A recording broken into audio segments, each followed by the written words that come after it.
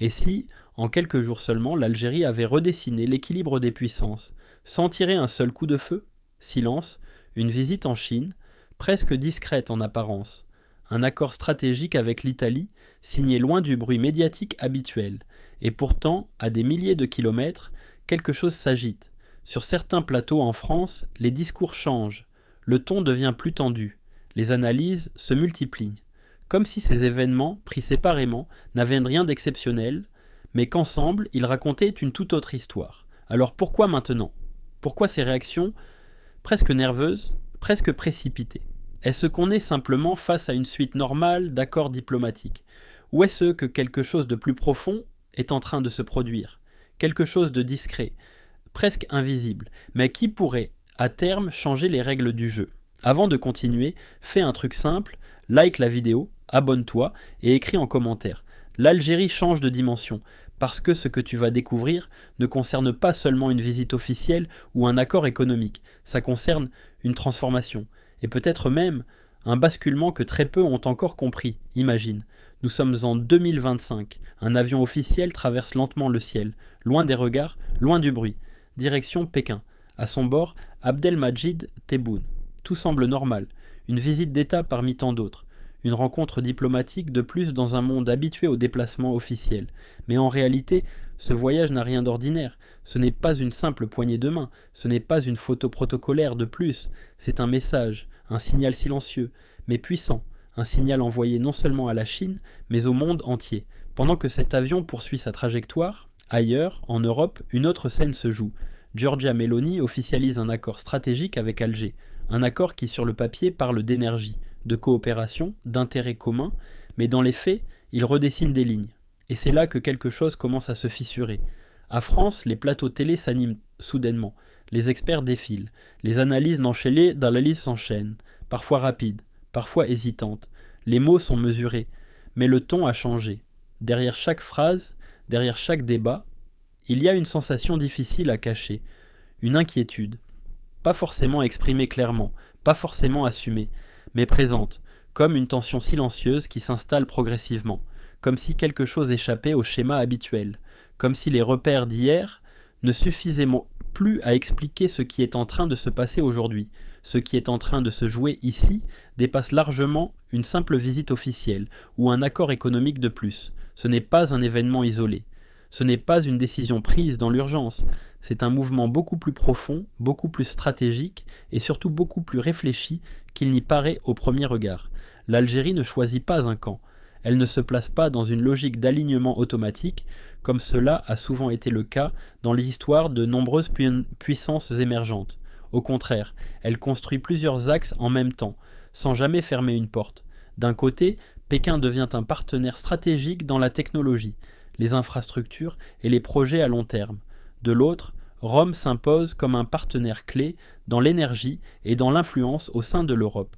En parallèle, les relations avec Moscou continuent d'exister, tout comme les échanges avec Washington qui restent présents, même s'ils sont parfois plus discrets. Et derrière tout cela, une idée commence à apparaître clairement. Coopérer sans dépendre. Ce modèle dérange parce qu'il casse une logique ancienne. Pendant longtemps, certaines puissances décidaient et d'autres suivaient. Certaines imposaient les règles et d'autres devaient simplement s'adapter. Mais aujourd'hui, quelque chose change. L'Algérie ne cherche plus à être acceptée, elle cherche à être respectée. Elle négocie, elle sélectionne, elle avance sans se précipiter, mais sans reculer non plus. Chaque partenariat semble calculé, chaque accord semble pensé dans une vision plus large que ce qu'on voit à la surface. Et dans cet équilibre entre plusieurs puissances, dans cette capacité à parler à tout le monde sans appartenir complètement à personne, se cache peut-être une forme de puissance différente. Une puissance moins visible, moins spectaculaire, mais beaucoup plus stable sur le long terme. Pendant longtemps, les relations entre l'Algérie et France ont été marquées par un poids difficile à ignorer. Un mélange complexe d'histoires, de mémoires, de blessures encore présentes et de tensions qui ressurgissent régulièrement. Chaque geste diplomatique semblait chargé de sens, chaque déclaration pouvait raviver des débats profonds. Mais aujourd'hui, quelque chose a changé. La question n'est plus seulement émotionnelle, elle ne se limite plus à l'histoire ou au symbole, elle est devenue stratégique. Ce qui se joue désormais dépasse les réactions, les déclarations ou les désaccords ponctuels. On entre dans une logique différente, une logique où les décisions ne sont plus prises pour répondre à un passé, mais pour construire un futur.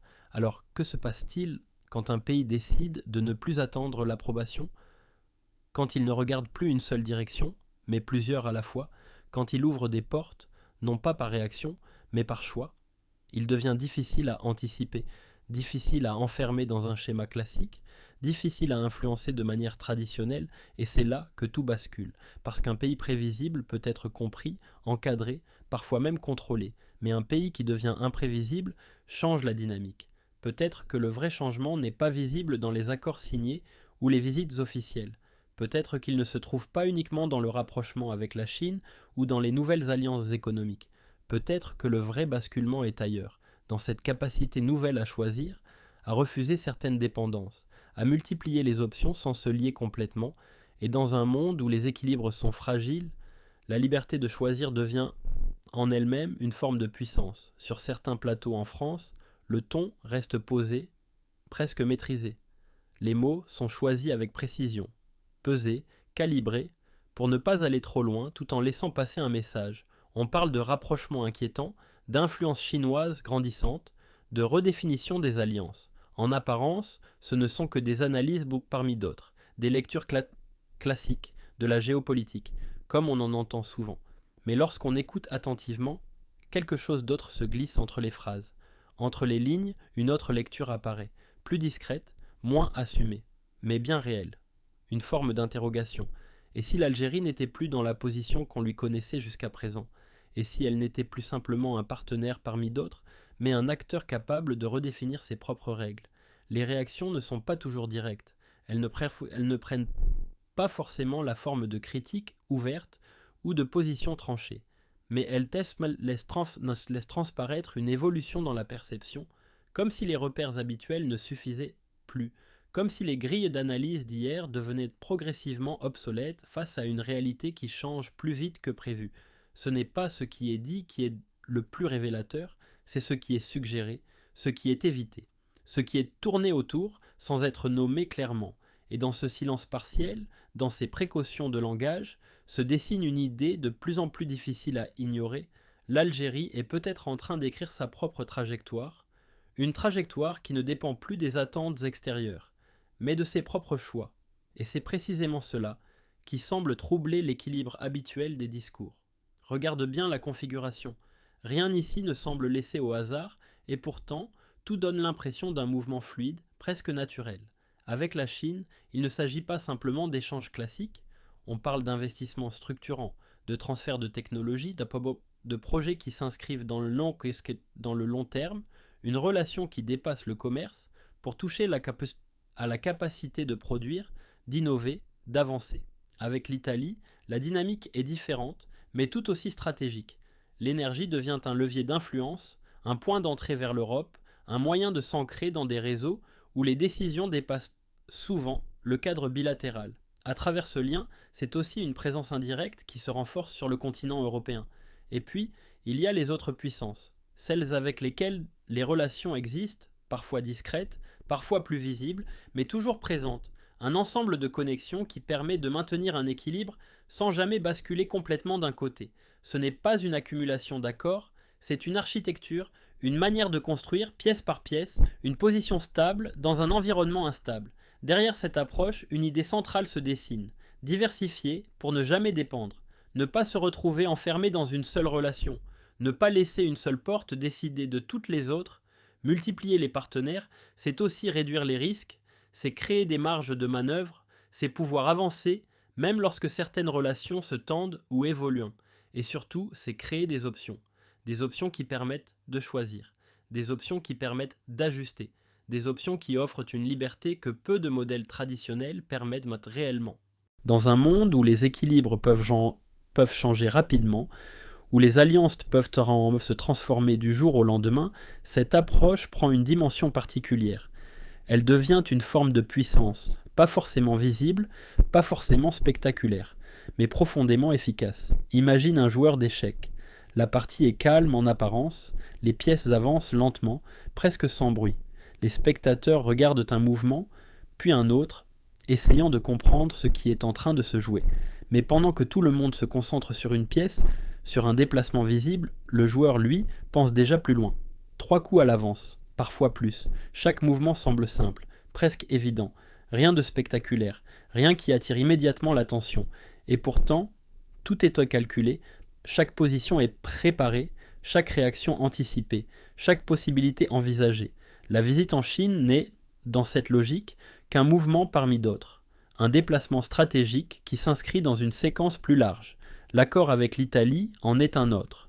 Différent dans sa forme, mais complémentaire dans son rôle. 2 actions distinctes en apparence, mais liées dans une vision plus globale. Et pendant que certains analysent ces événements séparément, le véritable jeu se construit ailleurs. Dans les enchaînements, dans les conséquences futures, dans ce qui n'est pas encore visible. C'est là que se trouve la différence, dans la capacité à anticiper plutôt qu'à réagir, dans la capacité à préparer plutôt qu'à subir. Voir ce que les autres observent déjà ne suffit plus. La véritable avance commence au moment où l'on perçoit ce que les autres n'ont pas encore compris. Et toi, prends un instant et sois honnête avec toi-même. Quand tu observes tout ce qui se passe, les déplacements, les accords, les réactions, est-ce que tu as l'impression d'assister à une évolution normale ou à quelque chose de plus profond? Est-ce que l'Algérie est en train de devenir un acteur central capable d'influencer les équilibres ou simplement un partenaire parmi d'autres dans un jeu qui la dépasse encore? Est-ce que ces décisions traduisent une véritable montée en puissance, construite, réfléchie, progressive, ou bien un risque calculé, où chaque mouvement pourrait avoir des conséquences imprévues? Et surtout, est-ce que ce changement que l'on commence à percevoir est durable? Est-ce qu'il s'inscrit dans une stratégie de long terme? Ou est-ce qu'il pourrait s'essouffler avec le temps face aux pressions, aux défis, aux réalités du terrain? Ce qui rend ces questions importantes, ce n'est pas seulement la réponse, c'est le fait même qu'elles se posent aujourd'hui. Le monde change. Pas toujours de manière visible, pas toujours à travers des annonces spectaculaires ou des événements qui font la une pendant des jours. Parfois, les transformations les plus profondes passent presque inaperçues. Les alliances évoluent elles aussi. Certaines se renforcent, d'autres se redéfinissent, et d'autres encore disparaissent sans vraiment faire de bruit. Ce qui semblait stable hier devient incertain aujourd'hui, et ce qui paraissait secondaire commence à prendre une place centrale. Mais toutes ces mutations ne se font pas dans le tumulte. Certaines avancent autrement, lentement, progressivement, presque discrètement. Elles s'installent sans provoquer immédiatement de réaction massive. Elles prennent forme dans des décisions qui, prises séparément, semblent anodines, mais qui, mises bout à bout, dessinent une direction claire. C'est ce silence qui les rend difficiles à percevoir. Parce que tant qu'elles ne sont pas évidentes, elles ne sont pas vraiment visibles. Et pourtant, elles continuent d'avancer, jusqu'au moment où tout s'aligne, jusqu'au moment où les liens deviennent clairs, jusqu'au moment où ce qui semblait dispersé prend soudainement du sens. Et là, sans prévenir, tout devient évident.